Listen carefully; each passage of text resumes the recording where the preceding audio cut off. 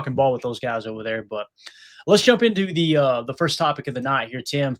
Rob Demovsky put a tweet out. Matt LaFleur said it's, quote, highly unlikely that Elgton Jenkins will be able to return this season. Sean Ryan will start at center. So, we were talking about how bad is the fracture? How long will he be out? Will it be one of those 4-week fractures? Will it be something that lasts into the playoffs? The fact that he says highly unlikely, I think he's pretty much done, man. I really do. So I don't know how you feel about it. Bring on Nacho Libre, baby. Big Sean in the middle. Let's go. Definitely. It's Nacho Libre going to be playing center. I know there's some people that are concerned about that. I'm more concerned when it happens in the middle of a game because the shakeup, right? That you've got to, oh God, we got to scramble and get, all right, let's get on the same page. Getting a full week working together. I think we're going to look up, guys, and go probably in the next 3 or 4 weeks and go, you know what?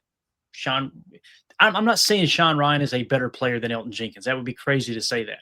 But I do think that we'll look up and go, you know what? I didn't see a huge drop off there at center. We know Elgton predominantly played guard his career. He's not been the same player since the ACL. I think we would all agree with that. But yeah, I'm excited to see what he does, man, for sure. So I agree. I mean, it was said I believe that was last year, that the center of the future was on this football team already. And I guess we didn't think it was Sean Ryan, but here we are. Hopefully, he steps up to the plate. I thought he looked pretty good being thrown into the fire there against Philly. And he's going to, have a full week of prep, like you said, even though it's a short week. But at least, he'll be the center here during install and everything. And hopefully we're ready to go for New York. No doubt about it, man. Joe NC says Mike Wall was trying to nicely say Elgton Jenkins going down might improve this line. Yeah, I wouldn't be surprised one bit. Like I said, if it's just such a weird situation, Tim, because we know Elton's a better player than Sean Ryan, but it doesn't mean he's playing better this year, And when Sean Ryan came to the game, there was a couple of snaps that you've seen him kick out. As a matter of fact, I can't wait till Chalk Talk. Hopefully we have it ready by tomorrow. But on Chalk Talk, we're going to show you that final 4th down play. And I think people are going to be surprised by my take on it. I will say this. Go back and watch it and watch Sean Ryan on that rep. Watch him on that rep. Where I think it's Jalen Carter. He absolutely demolishes. He knew the play was coming, got the jump off the snap, and next thing you know, Jalen Carter's on his – not Jalen Carter. It was the D tackle on his right. Might not have been Jalen Carter. You guys double check that. Just gets absolutely pancaked on his face. So I'm eager to see, man. This might be – I always go back, Tim, to the comment that was made. Remember when they said the center – this was Rob Demovsky that reported this a couple years ago. They said the center of the future is already in-house, right? Yep. And I always took that as Elgton Jenkins or Zach Tom. Zach Tom, yeah. What if the whole time, because he didn't specify, and they didn't tell him that all they said to him is the center of the future is already in-house. What if the plan all along was for Sean Ryan to play center when Elgton does move on? Wouldn't that be wild? And if you'll remember in the offseason, Elgton went to Matt LaFleur and actually asked, hey, can I play center? That's another thing. People were raking Matt LaFleur over the coals for forcing Elgton Jenkins to play a position you don't want to. Elgton actually approached the coaching staff and said, can I play center? So that'd be really, really interesting if all of a sudden Sean Ryan's a solid center, man. That'd be great. It would certainly work out. Best case scenario, given the circumstances, right? I mean, there's some holes there on the interior that we need to get some consistency and shore up. So center would be a pleasant surprise if Sean Ryan really steps up to the challenge. And I think he will. I really do. Yeah. Like I said, I'm eager to see how it all unfolds for sure. And we'll keep our eye on that moving forward with the rest of the offensive line and how it may or may not shuffle, because obviously Sean Ryan was your backup right guard. Now he becomes your starting center, which means who's next in line to play guard if one of the guards go down, right? That's something that's going to come into play. Now, I imagine Anthony Belton and Darian Kennard are going to be at the top of that list. But, well, like I said, we'll keep our finger on the pulse. Let us know in the comments what you think.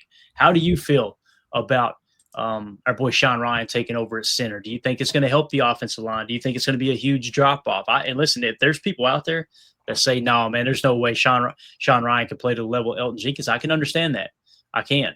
But I'm just going based off what we've seen the other night. I didn't feel like the line got worse after Elgton left. I'm not saying it got better, but it definitely didn't get worse. So, Yeah, Deadfish says they have to sign Sean Ryan. His contract is up this year. Absolutely.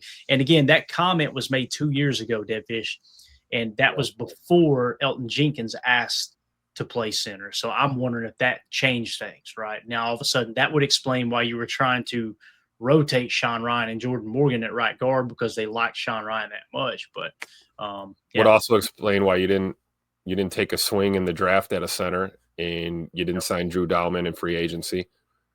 So I mean, there was a plan. Yeah, for sure. Chester in the chat says Ryan has some nasty to him that I think Jenkins doesn't have. And it's weird too. I don't disagree with you, Chester. Early in his career, I felt like Elton had some nasty in him. I remember him. He was the one that if there was a fight on the offensive line with the defensive line, with the opposing defensive line, it was usually E right in the middle of it, right? And as you get a little older, it's funny. AQ Shipley was talking about this on the McAfee show earlier today. He's like, yeah, man, when you're young, you're in there throwing those punches, you're fighting. He said, once you get to like year 7, year 8, you start to just kind of drift back. Guys, you're doing great. I'm just going to watch from back here. So you're obviously trying to extend your career there. Coach Lynn says Ryan might give us a bit more push in the run game. Exactly, right? Because Elton's always come across as a pass blocking left guard. Not that he can't run block, but his strength has been pass blocking. I mean, hell, there was times I remember when they first extended him, they were going to play him at left tackle, right tackle. There was all this stuff that they were talking about moving him around when injuries would happen, right? So it makes a lot of sense. It really does. So, yeah, there you go. I remember that too. B. Timmy said, yep, made Aaron Donald mad. I remember him absolutely owning Aaron Donald in that matchup against the Rams at Lambeau that year. So to the point that people were making memes of Elton Jenkins holding the baby, and they had photoshopped Aaron Donald's face. I remember that. The best, man, the absolute best. So again, let us know in the comments what you think. Are you overly concerned about Elton Jenkins leaving the starting lineup, obviously going to IR, probably being done for the year, or do you have a lot of faith in Sean Ryan? Let us know in the comments. Make sure you hit subscribe and click that bell icon so you're notified when we go live here in the future.